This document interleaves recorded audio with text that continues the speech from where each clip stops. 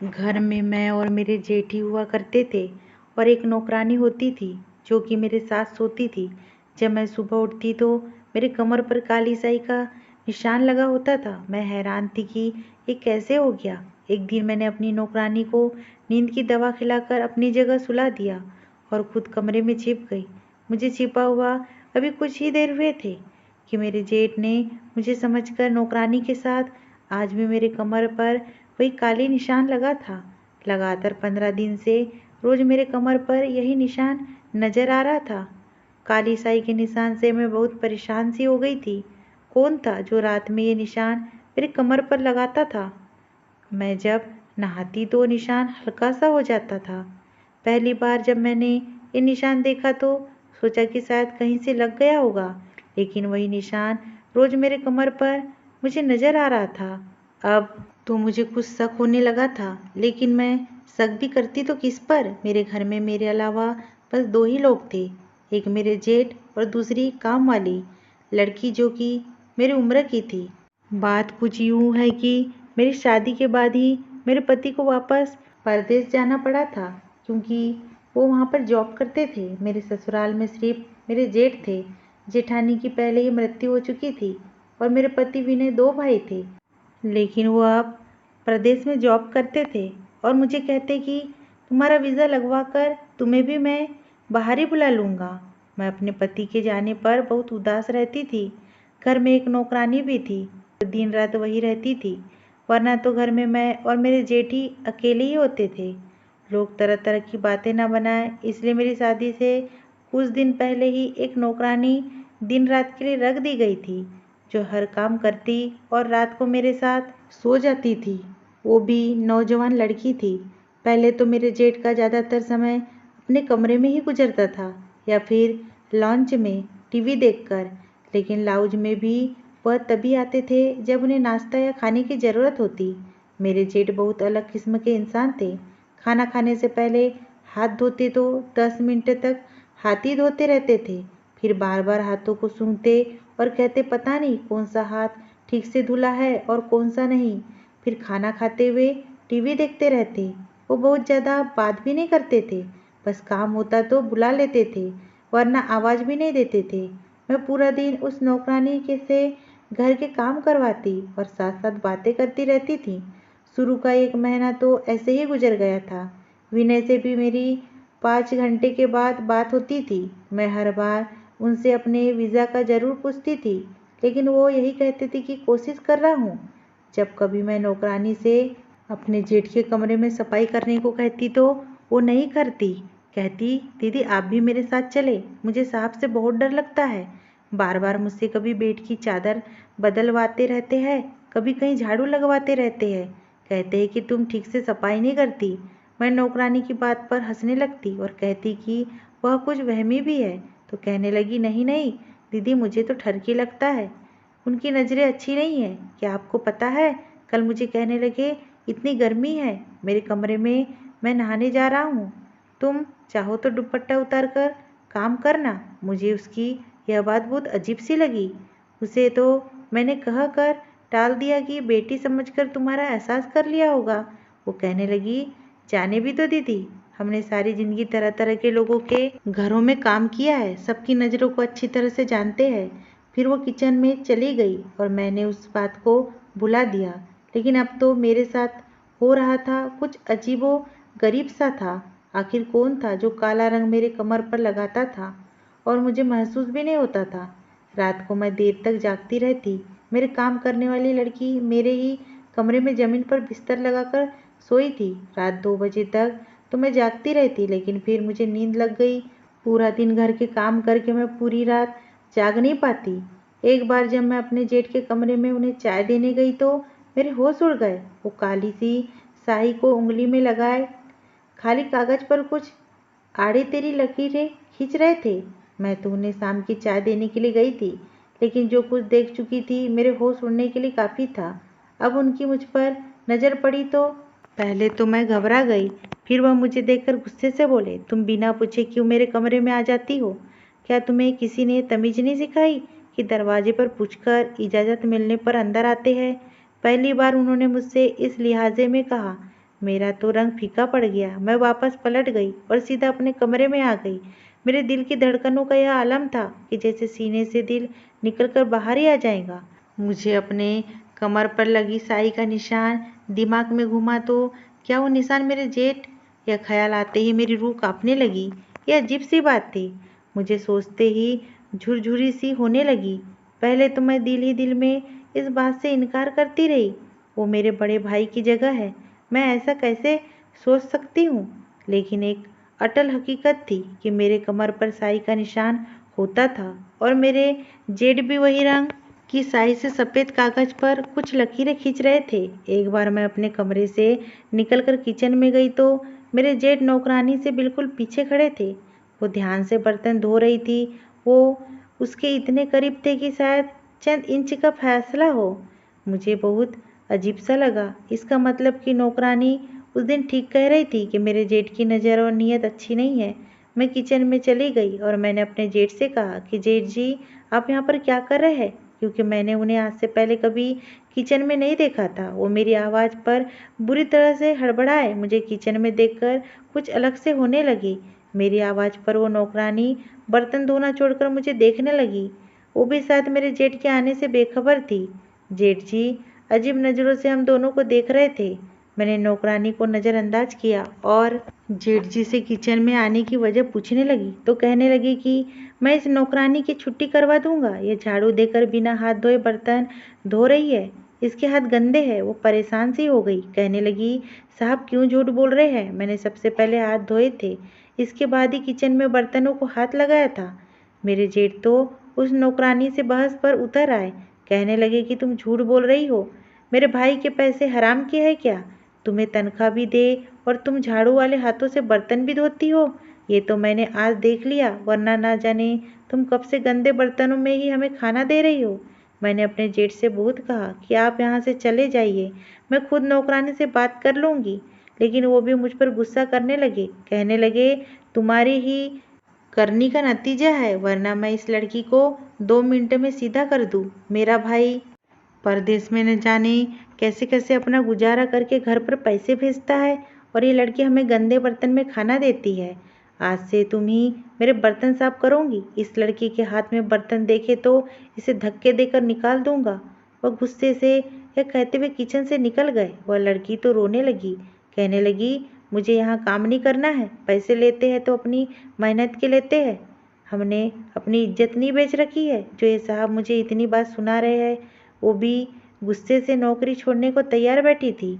मैंने उसे अपने गले लगाकर चुप कराया। मैं जेठ के साथ अकेले नहीं रहना चाहती थी। मुझे हौसला था कि एक औरत मेरे साथ रहती है। अभी तो मैं एक परेशानी से निकल नहीं पाई थी कि मेरे कमर का काली साई का निशान आता कहाँ से है और एक नौकरानी के कमरे में होते हुए कैसे मेरे जेठ मेरे कमरे में आ सकते हैं।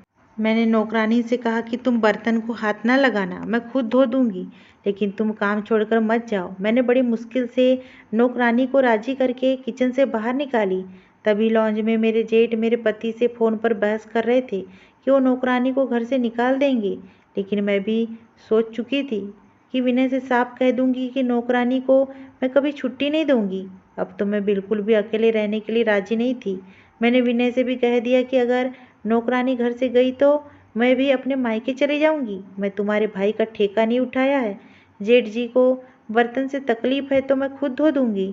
तब मेरे पति ने अपने भाई को ना जाने कैसे समझाया कि अब वो बहस नहीं करते थे।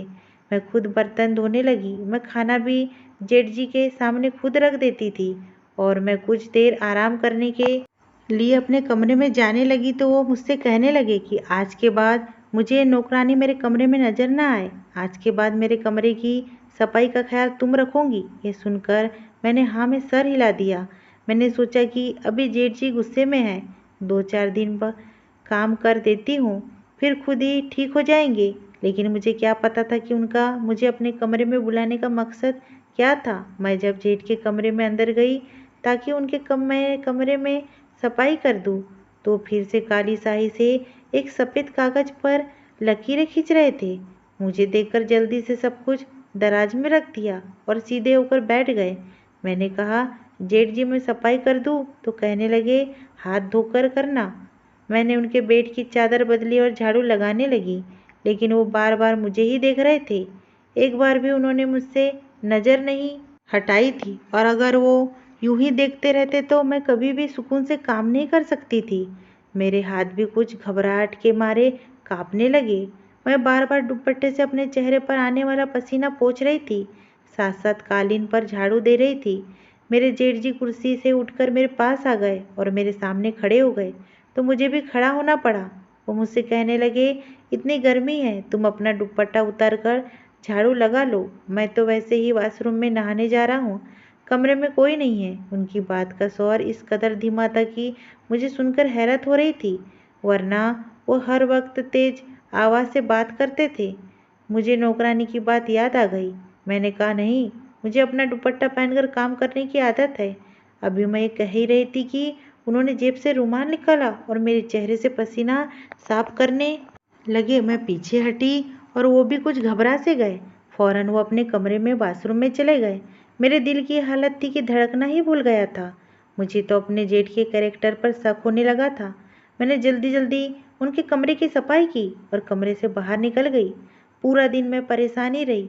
रात को जब मैं नौकरानी के साथ अपने कमरे में आई तो वो जमीन पर अपना बिस्तर बिछा रही थी। मैंने कहा, निशा, जरा इधर आओ, मेरी बात सुनो। मैंने सोचा मुझे नौकरानी से सारी बात बतानी चाहिए। वो अपना बिस्तर छोड़कर मेरे पास आकर बैठ गई। मैंने उससे कहा कि तुम जो कुछ भी मेरे जेठ के बारे में कहती हो, मुझे भी वो सच लगने लगा है। फिर मैंने उसे ये भी बता दिया कि रोज़ मेरे कमर पर काली शाही का निशान होता है। वो ये बात सुनकर मुझे हैरत से फटी आंखों से देखने लगी। कहने लगी, दीदी, मुझे तो आपके जेठ पर पहले से ही शक है। मुझे तो लगता है कि वो आप पर कुछ गलत भी करते हैं। हमारे गांव में भी एक जेठ ने गलत करके बहू से शादी कर ली थी। उसका पति भी बाहर रहता था और उसकी पत्नी मर चुकी थी। नौकरानी की बात सुनकर मेरे होश उड़ गए। पहले तो साहब मुझे देखते रहते हैं थे, अब मेरे जब भी उन पर नज़र पड़ती है तो वो आपको ही देख रहे होते हैं। मुझे भी निकालने के चक्कर में है, इसलिए तो बिना वजह मेरे हर काम में कमी निकालते हैं। मेरा जी तो सब सुनकर घबराने लगा। अब मैं अपना कमरा लॉक करके सोने लगी थी। अब मेरे कमर पर निशान भी नहीं होता था। अब तो मुझे यकीन होने लगा था, रात को जरूर मेरे जेठ मेरे कमरे में आते हैं, शायद कोई गलत काम भी करते हैं। लेकिन ऐसा कैसे मुमकिन है? जब से मैंने कमरा बंद करना शुरू किया, मेरे जेठ मुझे घूर घूर कर देखने लगे थे, लेकिन मैंने परवाह ही नहीं की। कुछ दिन के बाद ही मेरे जेठ तो मुझ पर चिल्लाने लगे। कहने लगे कि तुम अपने कमरे का दरवाज़ा क्यों लॉक करती हो? मेरा भाई तुम्हें मेरी जिम्मेदारी पर छोड़कर गया है। मुझे इस नौकरानी पे बिल्कुल भरोसा नहीं है, इसलिए मैं खुद आकर बार बार कमरे को झांकता हूँ कि कहीं ये कोई कीमती चीज़ चुरा कर भाग ना जाए। जेठ की किसी बात पर मुझे भरोसा नहीं था। मैंने रात को विनय से कह दिया कि मेरे वीज़ा का जल्द से जल्द बंदोबस्त करे। मुझे उनके पास आना है। जो बात मुझे विनय से बताए, ये सुनकर मुझे रोना आने लगा। कहने लगे कि भाई ने मुझे तुम्हारा वीज़ा लगाने से सख्ती से मना कर दिया है। कहते हैं कि छोटी बहू को बाहर नहीं भेजूंगा। मैं सुनकर रोने लगी। मैंने कहा, विनय, मुझे यहाँ नहीं रहना, या तो आप वापस आ जाइए या मुझे अपने पास बुला लिए। विनय कहने लगे, बस 1 साल की बात है, मैं वापस आ जाऊंगा, तुम बस 1 साल के लिए रह लो। मैं इस बात पर भी नहीं मानी थी, लेकिन विनय अपनी मजबूरियां बताने लगे कि 1 साल के बाद उन्हें अच्छे खासे पैसे मिलने वाले हैं। अगर छोड़कर आ जाएंगे तो उन्हें नुकसान हो जाएगा। मुझे अपने जेठ से चिढ़ होने लगी थी। ना जाने वो क्या चाहते थे। मैं अपनी मर्जी से सांस भी नहीं ले सकती थी। कमरा बंद रखती तो वो चीखने लगते। अपने सारे काम नौकरानी के बजाय वो मेरे जिम्मे लगा चुके थे। जिस तकलीफ से मैं गुजर रही थी वो मैं ही जानती थी। अब तो हर बात पर मुझे टोकने लगे थे। मैं अपने कमरे में दोपहर को आराम करने जाती तो एक हंगामा मचा देते कि तुम्हें मेरी कोई फिक्र और परवाह नहीं। मुझे खाना देकर समझती हो कि तुम्हारी जिम्मेदारी पूरी हो गई है। मैं विनय से तुम्हारी शिकायत करूंगा। मैं उनके रोज रोज की बहस से तंग आ चुकी थी। मैंने कहा कि आप बताइए, मुझसे क्या काम है? मैं आपका कमरा खुद साफ करने लगी हूँ, आपके सारे काम खुद करती हूँ, खाना आपको समय पर देती हूँ। इसके अलावा मेरा और क्या जिम्मेदारी है? वह कहने लगे कि तुम मेरे पास बैठकर मुझसे बातें नहीं करती, मुझे समय नहीं देती। ये काम मेरे लिए बेहद मुश्किल था कि मैं बैठकर उनके साथ बातें करती। भला मैं उनसे क्या बातें कर सकती थी? उन्हें खुद ही ये सोचना था। ना ही उनका कोई दोस्त था कि वो घर से बाहर जाते या कोई दोस्त घर पर आए। गांव में भी उनके सख्त मिजाज के चर्चे आम थे। मेरी जेठानी भी उनसे डरती थी। लोग उनसे बात करने से पहले घबराते थे। इस बार मैंने उनकी बात से साफ इनकार कर दिया। मैंने कहा कि आपको मेरी शिकायत लगानी है, शौक से लगा दे, लेकिन मैं आपके साथ बैठकर बातें नहीं कर सकती। एक बहू होने के नाते मैं जो कर सकती हूँ वो मैं कर रही हूँ। इससे ज़्यादा की उम्मीद आप मुझसे ना रखें तो बेहतर है। मेरी बात सुनकर वो गुस्से से भड़क गए, लेकिन मुझे कुछ नहीं बोले। अपने कमरे में वापस चले गए। नौकरानी भी वहीं खड़ी सारी बातें सुन रही थी। कहने लगी, दीदी आपने बिल्कुल ठीक किया। भला आप कोई साहब की पत्नी हो जो घंटों उनसे बातें करती रहे। मुझे नौकरानी की बात सही लग रही थी। मेरा भला क्या रिश्ता है कि मैं उनसे बात करती। मैंने सोचा अच्छा ही है वो मुझसे नाराज हो गए। कम से कम अब मुझे परेशान तो नहीं करेंगे। लेकिन जो मेरे साथ रात को हुआ, मैं तो बहुत डर गई। सुबह मेरे कमर पर काले रंग का निशान लगा था। नौकरानी अब तक सोई पड़ी थी। मैंने उसे बताया तो कहने लगी, मेरा सर भारी है, मुझे नींद आ रही थी। रात भर भी मुझे होश नहीं रहा कि कहाँ सोई हूँ। फिर कहने लगी, हाँ मुझे याद आया, रात को मेरे सिर में हल्का सा दर्द था। साहब ने मुझे एक सर दर्द की गोली दी और कहने लगे, ये खा लो ठीक हो जाऊंगी। लेकिन ना जाने वह खाते ही मुझे होश नहीं रहा और मैं यह सोचने लगी कि इसने तो गोली खाई थी, लेकिन मैंने ऐसा कुछ नहीं खाया था। मुझे क्यों याद नहीं आता कि आखिर क्यों मेरे कमर पर ये निशान होता है। अब मैं सोच चुकी थी कि चुप नहीं रहूंगी। मैंने रात को नौकरानी को एक नींद की गोली खिलाई और अपने बेड पर सुला दिया और खुद छुप गई। नौकरानी को मैं पहले ही बता चुकी थी। वो मेरी मदद करने को तैयार थी। मैं पर्दे के पीछे छुपी। जब रात के 2 बजे मेरे जेठ मेरे कमरे में आए और मैं बेड के करीब जाने लगे। जैसे ही वो बेड के करीब हुए, मैंने लाइट जला दी। मेरे जेठ बेड से पीछे हट गए, मुझे अपने पीछे देखकर हैरान हो गए और कमरे से बाहर निकल गए। मैं रस्सी से बंधे हुई थी। मेरे हाथ पीछे बंधे हुए थे। मुझे रुमाल से बांधा गया था। मेरे आंखों से बेबसी के आंसू निकल रहे थे। दूसरी ओर कुर्सी पर मेरे जेठ बैठे थे। उन्हें भी रस्सी से बांधा हुआ था। सामने 2 मर्द खड़े थे और मेरी अलमारी के सारे गहने निकाल रहे थे। वो नौकरानी उनके साथ खड़ी थी। सारा खेल उसी नौकरानी का रचाया हुआ था। वो कहने लगी कि वो कब का हर चीज से हाथ साफ कर चुकी होती, बस मेरा भरोसा जीतना चाहती थी। जानबूझकर वो मेरे जेठ के बारे में मेरे दिल में शक डालती थी। मेरी कमर पर निशान भी वही लगाती थी और मेरे जेठ से मेरे खिलाफ बात करती थी कि साहब आपकी बहू अच्छी नहीं है, आपको समय देने को तैयार नहीं है, इसलिए तो आपसे कोई बात नहीं करती। क्योंकि वो अच्छी तरह जानती थी कि मेरे जेठ कुछ वहमी है, इसलिए उनके सामने जानबूझकर झाड़ू वाले हाथों से बर्तन धोती थी। वो चाहती थी कि हम जेठ और बहू एक दूसरे से उलझते रहे और वो अपना काम कर जाए। जब मैंने उसे अपना प्लान बताया तो उसने अपने 2 मर्दों को बुला लिया। उसने कोई नींद की दवा नहीं खाई थी। वो मुझे और मेरे जेठ को एक कमरे में इकट्ठा करना चाहती थी और रात को उसने मेरे जेठ से कहा कि आपकी बहू मुझे अपनी जगह पर सुलाकर रात को किसी से मिलने चाहती है। अगर यकीन ना आए तो रात को मेरे कमरे में आकर देख लेना। इसलिए मेरे जेठ रात को मेरे कमरे में आए थे। बेड के पास जाकर यही देखने लगे कि कौन सो रहा है। तभी मैंने लाइट जला दी। मुझे कमरे में देखकर वो वापस जाने लगे तो दरवाजे पर 2 मर्द खड़े थे जिनके हाथ में तेज धार चाकू थे। इन मर्दों के कमरे में दाखिल होते ही नौकरानी उठकर खड़ी हो गई। हम दोनों जेठ बहू को रस्सियों से बांधकर सब कुछ चोरी करने लगी। अचानक ये हुआ था कि उसी रात विनय वापस आ गए थे। हमें सरप्राइज देना चाहते थे, लेकिन जैसे ही घर पहुंचे, घर का मेन गेट खुला था तो वो घबरा से गए। जब अंदर आए तो 2 मर्दों की आवाज़ सुनकर समझ गए कि कोई चोर घर में घुस आया है। उन्होंने जेठ के कमरे में जाकर पुलिस को फ़ोन कर दिया। कुछ ही देर में पुलिस घर पहुंच गई और हम सब बाल बाल बच गए। मेरे जेठ ने विनय को वापस प्रदेश जाने से सख्ती से मना कर दिया कि हम कम से गुजारा कर लेंगे, लेकिन किसी नौकर को दिन रात अपने घर पर नहीं रखेंगे। वो घर के भेदी होते हैं और फिर जब मौका मिलता है अपना काम कर जाते हैं। मेरी शादी को 7 साल गुजर गए हैं। मेरे 2 बच्चे भी हैं, लेकिन मैं घर के सारे काम खुद करती हूँ। नौकरानी के लिए अगर मेरे पति कह भी देते हैं तो मैं मना कर देती हूँ। हमें बिना पूरी सच्चाई जाने किसी पर शक नहीं करना चाहिए। अगर ये स्टोरी पसंद आई हो दोस्तों तो प्लीज़ मेरे चैनल को सब्सक्राइब करना ना भूलें।